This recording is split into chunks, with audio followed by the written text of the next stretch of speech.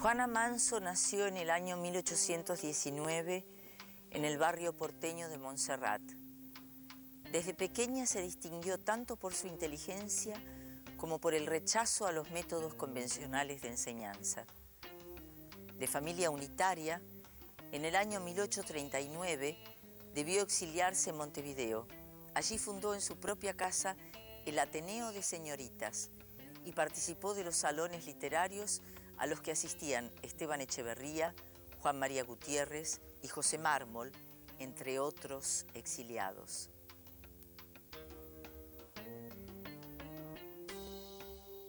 Juana Manso es una mujer de múltiples exilios.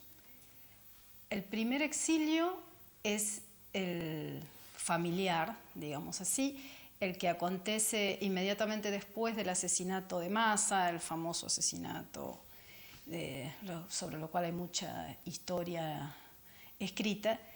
Ahí, o sea, estamos en 1840, ahí se va con su padre y toda su familia a Montevideo, que es un exilio muy común de los disidentes políticos de la época. Digamos, cruzar el Río de la Plata era la manera más sencilla de alejarse cuando no estabas a favor del gobierno de Rosas.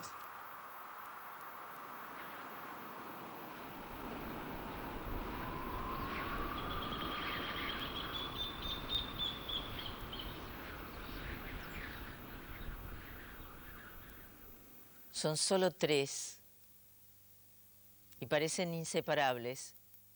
Para llegar hasta acá fueron trepando mausoleos, saltando lápidas, pisoteando el pasto abonado por siglos de cadáveres. Por lo que alcancé a ver, mi perspectiva desde acá es limitada. Creo, vienen a reírse de los muertos, a desafiarlos. Nunca me gustó mi lápida. Parece que decidieron quedarse acá, junto a mi tumba. Se fueron sentando de a uno hasta armar una especie de semicírculo. Me hubiese encantado formar parte del recorrido que hacen los curiosos cuando vienen de visita al cementerio, que traigan una flor de vez en cuando, que se saquen una foto o que al menos se agachen a leer mi epitafio. Pero la verdad es que la muerte no me tiene acostumbrada a las visitas. Estos jóvenes son algo excepcional. Se los ve cómodos así, sentados, como si el frío no los afectara. Ninguno de los 3 ha reparado aún en mí. Están ocupados hurgando el interior de sus mochilas. La proximidad entre ellos y yo es tanta que puedo oler el sudor de sus ropas invernales. De pronto arrojan sus marcadores sobre mi tumba, eligen uno y lo separan del resto. ¿Pensarán usarlo ahora? Uno de ellos se acercó un poco más todavía. No sé qué quiere, pero me está poniendo nerviosa. El vidrio de mi retrato quedó tan empañado por su respiración que ahora veo todo nublado. Ah, es que quiere prender el cigarrillo que tiene apretado en sus labios. Bueno, mejor que lo haga de una vez porque siento que la llama del encendedor me está acalorando las mejillas. Me estaré sonrojando. Es extraño, nunca antes me había acalorado, ni siquiera con el sol del verano. Ahora el mismo cigarrillo, humedecido por la saliva de los 3, pasa de mano en mano. Uno de ellos, él o la, de rostro ambiguo, se acerca hacia mí con el marcador en la mano. Ha llegado el momento. Van a pintarme.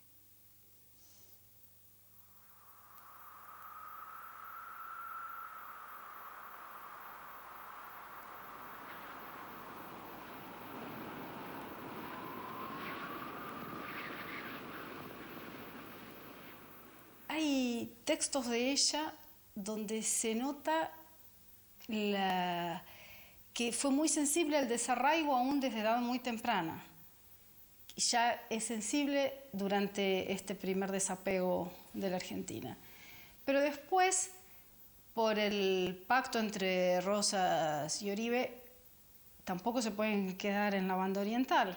Entonces empieza el segundo momento, lo que podríamos decir el segundo exilio, y va para Río de Janeiro, que es algo, nuevamente, también una práctica muy común de los así llamados unitarios de la época. La relación de Juana Manso con su esposo fue muy particular porque ellos se conocieron en Brasil, en Río de Janeiro. Él era un violinista portugués y parece que Juana Manso se enamoró perdidamente porque a los 3 meses se casaron. Ella fue una esposa muy, muy dedicada y apoyó mucho a su esposo. Él también componía, no solo era violinista, sino también era compositor, y Juana Manso escribía las letras, por ejemplo, de las zarzuelas o de oratorios, que él les ponía música. Lo que sigue ya no es un exilio, pero es un viaje. Se va a Estados Unidos. Pasa también por Cuba, conoce las Antillas, así que es una viajera que tarda aproximadamente 13 años desde que parte de Buenos Aires hasta que puede regresar ya tras la batalla de Caseros. En 1854, Juana Manso fundó en Buenos Aires su Álbum de Señoritas, periódico de literatura, moda, bellas artes y teatro. En el primer número escribió su Emancipación moral de la mujer. ¿Por qué reducirla al estado de hembra cuya única misión es perpetuar la raza? Todo le quitáis a la mujer. Todo lo que puede caber en la misión grandiosa de la inteligencia, donde forman parte la sensibilidad y la voluntad libre. La mujer es esclava de su espejo, de su corsé, de sus zapatos, de su familia, de su marido, de los errores, de las preocupaciones. Sus movimientos se cuentan, sus pasos se miden. Un ápice fuera de la línea prescripta ya no es mujer. ¿Es el qué? ¿Un ser mixto, sin nombre, un monstruo, un fenómeno? Si en la época colonial el lugar de la mujer era subordinado porque era parte de un hogar en la cual el hombre era el que mandaba, más tarde también el hombre sigue siendo la cabeza de hogar, las mujeres no votan porque efectivamente se supone que el marido vota por ellas, ¿no? Y porque además la idea de, empieza a aparecer muy claramente la idea de participación política, ciudadanía, asociado a algo nuevo también, que es la vida pública.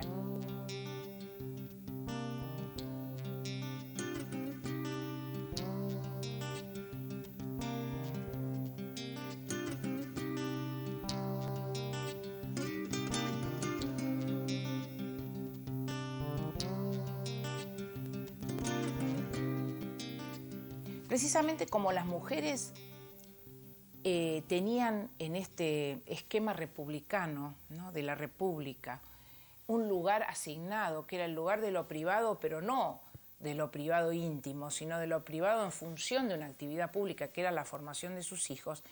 Desde temprano, esa idea de formación se prolongó por fuera de su propia familia.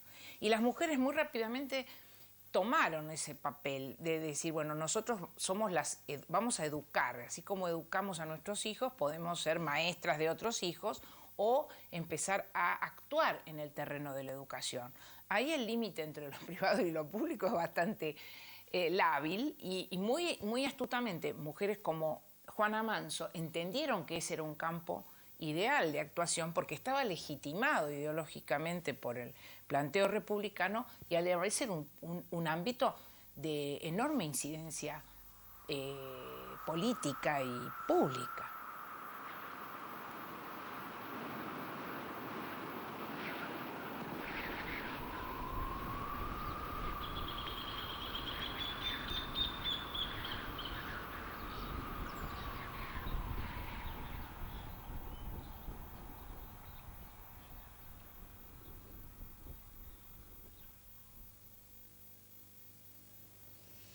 Al retrato de mi lápida le han pintado bigotes, bigotes de trazo oscuro e imborrable, es el único retrato difundido entre aquellos, aún hoy muy pocos, que conocen mi rostro.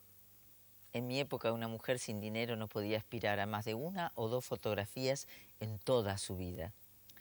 La mía fue estando ya vieja y cansada. Quien la observa puede ver ese cansancio en mi mirada, la miseria en mis ropas austeras, la preocupación en mi ceño fruncido. Pero ¿quién lo observa? Nadie lo hace, ni hoy ni antes. Nunca me entendí con mis contemporáneos. En algún momento durante la juventud tuve la esperanza de que fuera posible. Todavía recuerdo la imagen nítida del Río de la Plata cuando lo crucé por primera vez rumbo al exilio. Pensaba que ese río tan ancho alcanzaría para alejarme de la estupidez de aquellos que se resistían a ver el futuro, el cambio, el progreso. Pero luego seguí viajando y el tiempo y la distancia me hicieron ver que mis ideas serían siempre molestas, que seguirían incomodando hasta en el momento mismo de mi muerte. Y después de la muerte, el olvido. Ni siquiera pude incomodar porque ya nadie reparó en mí, salvo estos 3 jovencitos que tengo aquí a mi lado. Se ríen como si supieran que hablo de ellos. Es lindo verlos sonreír. Les causa gracia la versión bigotuda de mi retrato. Ahora el más alto y más flaco de los 3 estira el puño de su buzo. ¡Ay, qué impresión! Me está borroneando el bigote con el puño. ¿Por qué me mira tan de cerca? Imagino que me habrá reconocido. Quisiera preguntarle, ¡hey, jovencito! ¿Sabes quién soy? ¿No es cierto? Si hacen esto es porque saben. ¿Cómo no van a saber? Tal vez mis flamantes bigotes logren rescatarme del olvido. Total, ¿cuánto puede importar para una muerta el ridículo que la persiguió durante el tránsito por la vida? El ridículo que le pisó los talones, que buscó arrinconar cada uno de sus actos, ensordecer cada una de sus palabras. Me prefiero ridícula que invisible. Hubo veces que mis contemporáneos se las ingeniaron para condenarme a ambas cosas a la vez. Uno de ellos fue Rojas, quien al incluir mi nombre en su historia de la literatura argentina no pudo evitar reducirlo, no pudo evitar burlarse y ningunearlo, afirmando que de mí solo diría que era muy amiga de Sarmiento, a quien según él me parezco por mi cara hombruna y mi afición por la pedagogía. Un poco me consuela saber que hoy tus palabras te vuelven irremediablemente un hombre del pasado, querido Ricardo. Yo, en cambio, soy una mujer del futuro. Eso ya nadie se atrevería a negarlo, porque nadie supo darme la razón más de lo que lo ha hecho el tiempo. Porque tuyo es el mármol, Ricardo, tuyo y de tantos otros. Mío es el olvido.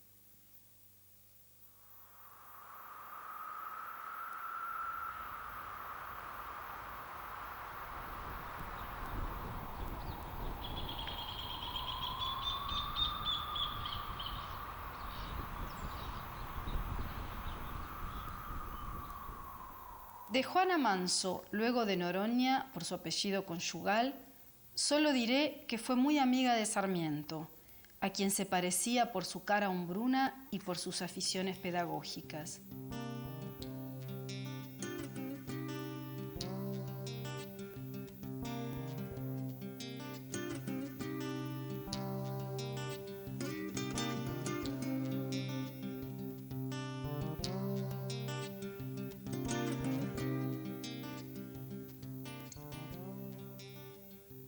Colocarla a esta Juana Manso que se corta el cabello de una manera atípica para su tiempo, que no sigue cuidando su cuerpo de la forma consabida con el atuendo y con todo lo demás, y que encima se dedica a las cosas que se dedica, está arengando en Chivilcoy para que lo apoyen a Sarmiento, y hace todas esas cosas locas que hace, bueno, evidentemente resultaba muy perturbador. Ella tenía una admiración profunda por Sarmiento, incluso ella le dice en un momento que él podría llegar a ser presidente, Y Sarmiento le contesta que solo en la mente medio loca de Juana Manso podría pensar eso, cosa que pasó después. Y otra cosa interesante es que ella apoya la candidatura de Sarmiento. Sarmiento cuando, digamos, en toda esa época estaba en Estados Unidos viviendo, ¿no?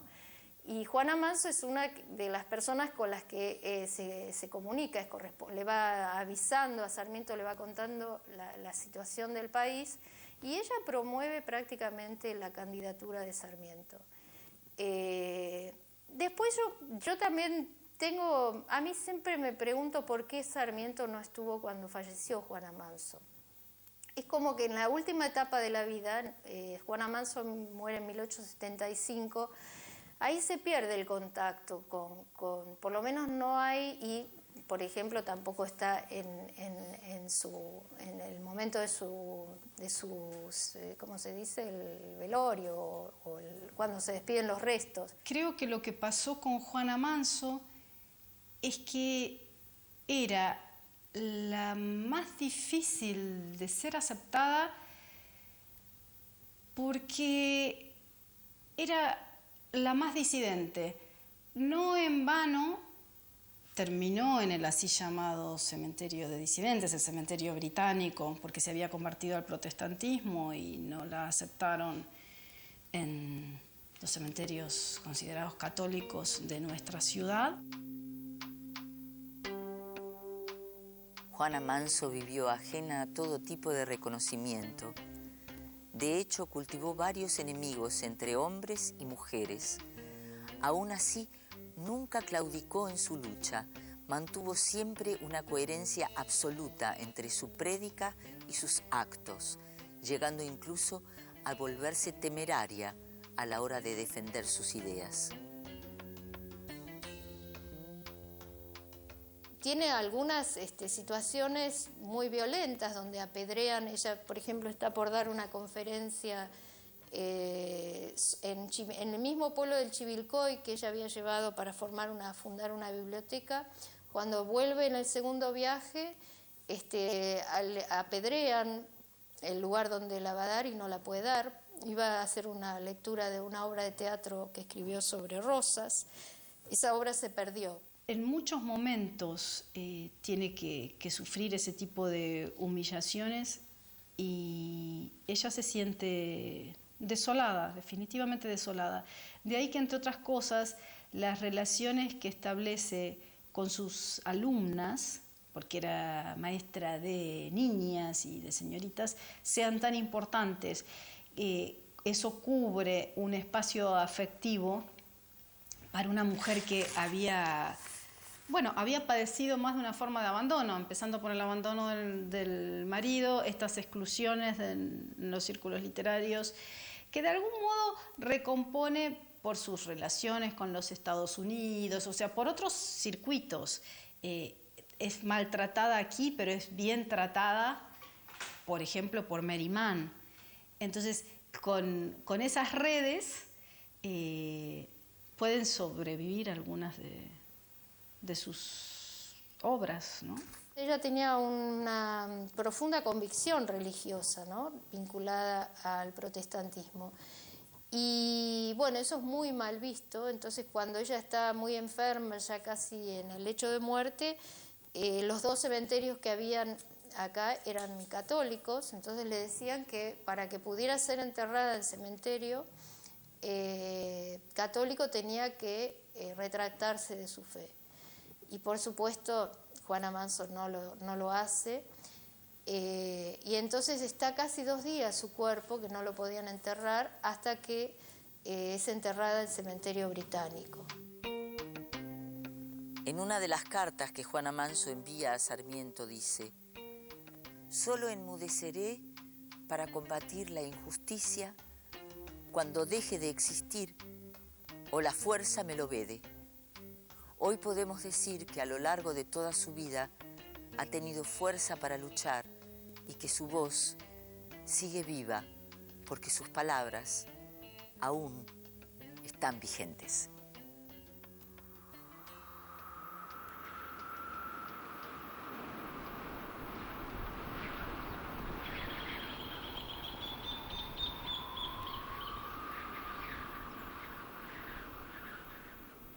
Me alegra que estos jóvenes profanadores hayan reparado en mí. Me divierto con ellos. No sé si es por la vanidad de recibir la visita de las nuevas generaciones o si es simplemente el cosquilleo del marcador sobre mi bozo, pero mis cejas se alejaron la una de la otra, mi mirada se despejó, mis pupilas adquirieron cierto brillo fugaz y mis labios se extendieron desde las comisuras. Me cuesta decirlo, pero estoy sonriendo. Siento una alegría tan intensa y duradera que me pregunto si esto podrá verse reflejado en mi fotografía.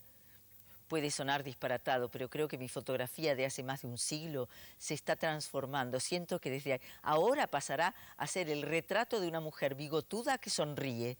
Nunca me pasó algo semejante y no creo que sean ideas mías. Nunca fui una persona así, como decirlo, fantasiosa. Necesito que alguno de los tres se detenga a mirarme por un segundo. Quiero ver qué hacen al descubrir que mi retrato sonríe, qué cara ponen, qué dicen. Hablan tan poco y tan bajito que no logro escuchar nada. ¿Qué es lo que cuchichean? ¿Por qué no hablan fuerte? Creo que decidieron seguir avanzando en su recorrida. Están arrodillados o en cuclillas juntando sus cosas. Nuevamente puedo ver sus rostros reflejados en el cristal que protege mi fotografía, este cristal que me separa de ellos, de la vida y del tiempo. Los veo alejarse, los veo elegir su próxima víctima y de pronto comprendo que no saben quién soy, que nunca lo supieron. Ahora caminan de espaldas a mí y ninguno de los tres se da vuelta para mirarme por última vez. Siempre me quedará la duda sobre mi sonrisa, pero eso ya no tiene importancia porque cuando entendí que para ellos soy una tumba cualquiera, se me borró la alegría. Ahora sé que mi retrato bigotudo no fue para estos jovencitos el de Juana Manso, la escritora, la periodista, la conferencista pública, la educadora, la feminista, la gran precursora, la luchadora incansable, sino el de una vieja cualquiera, a la que se acercaron porque tal vez le llamó la atención su cara de marimacho, gorda, fea y despeinada. ¿Acaso es posible ser derrotado aún en la muerte? Qué pena no poder hablar con ellos, no poder gritarles, ¡hey, jovencitos! Vengan, acérquense. Voy a contarles quién soy.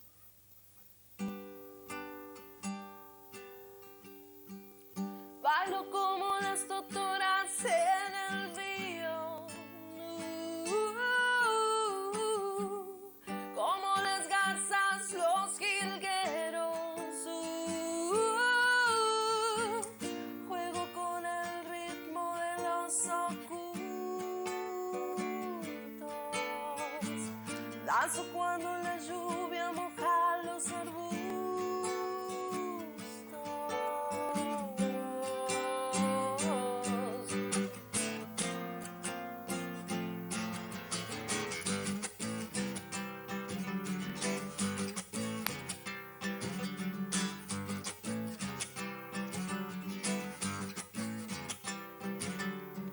Ahí va la telecita, una llanarca cruza su camino, anda por los montes, polvareda y remolino. Le pregunta por qué anda tan sola y la tele por ojos arcos le dijo, ese